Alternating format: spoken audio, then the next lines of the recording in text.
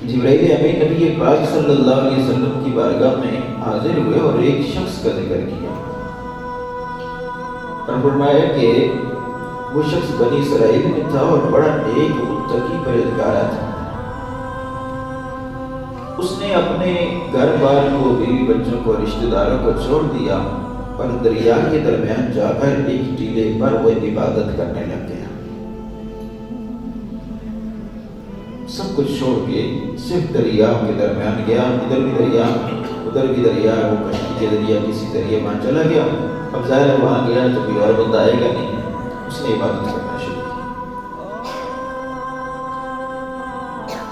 یہاں ایک چیز اور بھی سمجھنے کی ہے، ایک ہے روحانیت. روحانیت کا معنی ہے دنیا سے کٹ کر الگ ہو جانا اور صرف اللہ اللہ کرنا. اسلام کے اندر روحانیت نہیں. اسلام کے اندر افضل یہ ہے کہ بندہ لوگوں کے درمیان رہے اور پھر اپنے آپ کو شریعت پر چلائے اور اللہ اللہ کرے. جو بندہ جنگل میں جا کے بیٹھ گیا ہے، نہ کسی کی غیبت، نہ حسد، نہ کینہ، نہ بغض، اس نے کون سا گناہ کرنا ہے؟ اصل گناہ تو لوگوں کے درمیان ہوگا. اسلام کے اندر ان مذاہب کے اندر پہلے جو تھے ان میں ربانیت تھی کہ لوگ الگ ہو جاتے تھے. آج بھی دنیا کے پاس علاقوں میں جائیں، قدیم مذہب کے عیسائی لوگ رہتے ہیں، افریقہ وغیرہ، تو وہاں ربانیت کا تصور آج بھی ہے کہ لوگ جنگلوں میں چلے جاتے ہیں اور باقاعدہ انہوں نے خانقاہیں بنائی ہوئی ہیں، وہاں ہی رہتے ہیں. لیکن اسلام کے اندر اب وہ وہاں چلا گیا. وہ بندہ اتنا نیک تھا، اتنا اس کی دعا قبول ہوتی تھی. اس نے اللہ سے دعا کی اور دعا یہ کہ یا اللہ یہاں جہاں میں آیا ہوں نا، یہاں میرے کھانے پینے کا انتظام تیرے ذمہ ہے، باقی تیری عبادت نہیں کروں گا.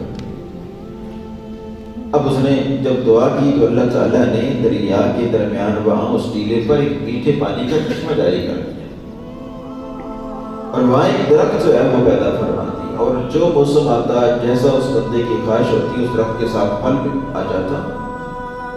اب وہ بھوک لگتی تو وہ کھا لیتا اور پیاس لگتی تو پانی پی لیتا. اس نے عبادت کی وہاں کتنے سال؟ فرمایا 450 سال تک اس نے وہاں عبادت کی. 450 سال، 4.5 صدیاں.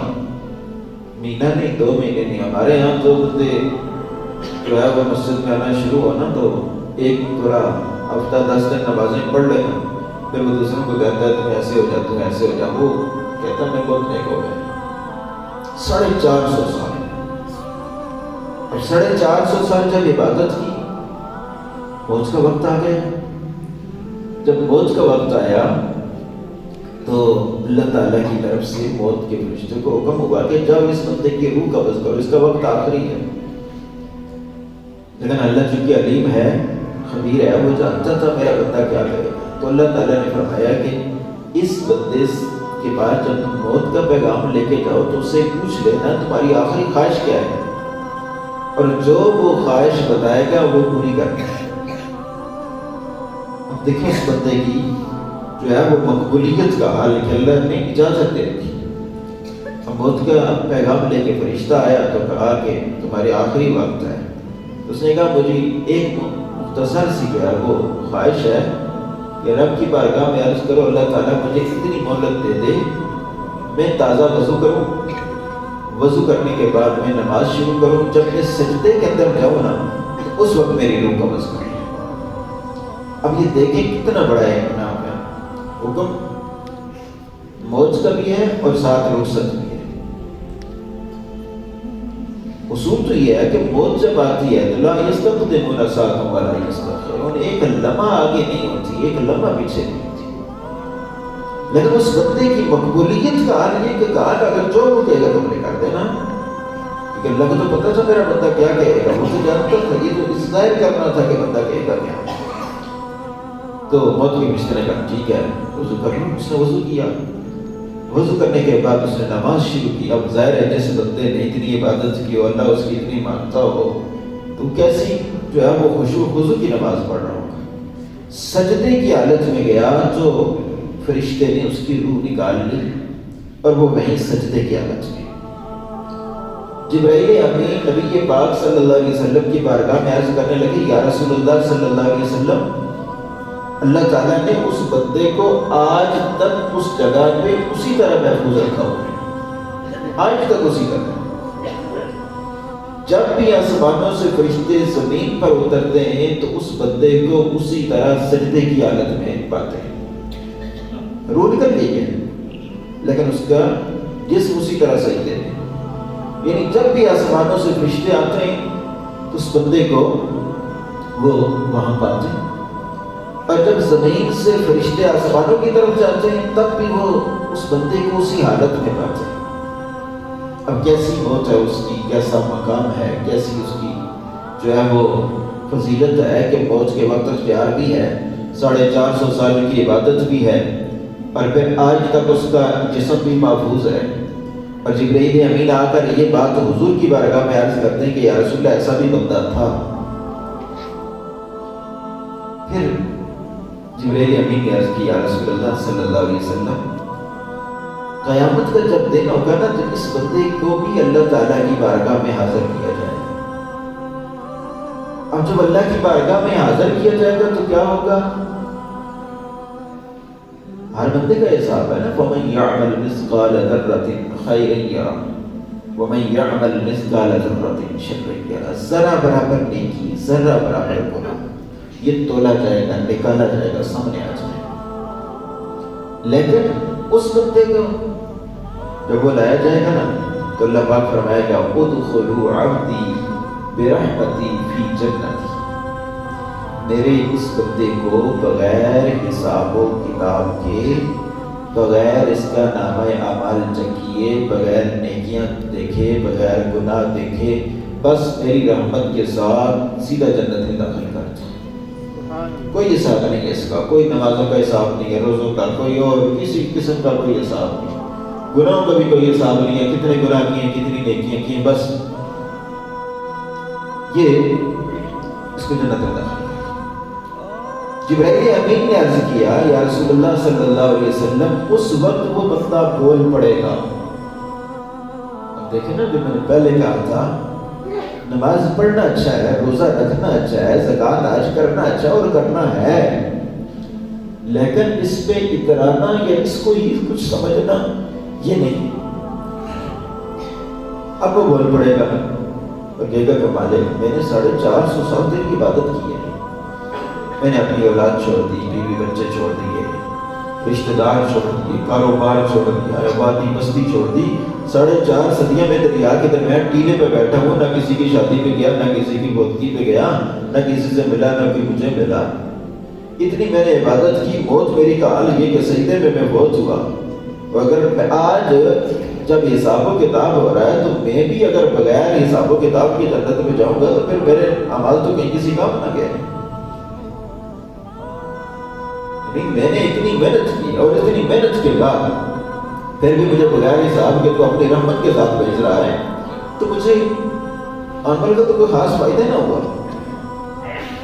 اب یہاں وہ بات نبی پاک صلی اللہ علیہ وسلم نے ارشاد فرمایا، قیامت کے دن اللہ جس کو بھی جنت عطا فرمائے گا اپنی رحمت اور فضل سے عطا فرمائے گا۔ اعمال سے کوئی جنت میں نہیں داخل ہوگی، اس میں کوئی شک نہیں ہے کہ عمل ضروری ہے، نماز ضروری ہے، روزہ زکوٰۃ حج سارے عمل ضروری ہیں، لیکن یہ عمل رب کو راضی کرنے کے لیے، رب راضی ہوگا تو فضل فرمائے گا، پھر جو ہے وہ رحمت فرمائے گا، رب راضی نہ ہوا تو پھر لاکھ عمل بھی کیے ہوں تو پھر عمل کوئی فائدہ نہیں دے گا۔ صرف نہیں ہے کہ نماز متعین ہے کہ قیامت کے دن پوچھا جائے گا کہ بھائی تم 14.5 سال کی عمر میں بالغ ہوئے تھے، 60 سال تمہاری عمر ہوئی ہے، تو بتاؤ تم نے پچھلے جو ہے نا وہ 45 سال میں کتنی نمازیں پڑھی تھی؟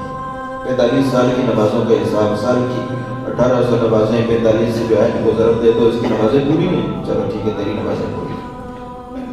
تو نے بالغ ہونے کے بعد جو ہے نا وہ 45 سال گزارے تھے، تو 45 دفعہ رمضان آیا تھا، چلو جس کے 45 سال کے روزے پورے ہیں، چلو تو چلا جاؤ، تجھ پر ایک آج بار تھا، تو نے کیا تھا ٹھیک ہے چلا جائے، یہ کام نہیں ہوا۔ وہاں تعداد نہیں ہے کہ کوئی بندہ کہے کہ میں نے اتنی نمازیں پڑھی ہیں، تو حضور نے کسی صحابہ نے پوچھا یا رسول اللہ صلی اللہ علیہ وسلم انت، یا رسول اللہ ہر بندہ جنت میں اللہ کی رحمت سے جائے گا، اللہ کے فضل سے جائے گا، تو آپ کا کیا معاملہ ہوگا؟ حضور نے فرمایا میں بھی اللہ کے فضل اور اس کی رحمت سے جاؤں۔ ایسے کہ معصوم عن الخطا ہے، گناہ ہو ہی نہیں سکتا۔ مقام یہ ہے کہ مخلوق میں آپ سے بڑھ کر کوئی ہے ہی نہیں ہے۔ درجہ اور فضیلت یہ ہے کہ آپ کے مرتبے کو کوئی پہنچ نہیں سکتا۔ اعمال کا حالت جو اپنی جگہ پہ ہے وہ کتنا بلند مقام ہے، لیکن جب اللہ کی رحمت اور فضل کی بات آتی ہے تو فرماتے ہیں کہ اللہ کی رحمت اور فضل کے بغیر میں بھی نہیں جا سکتا۔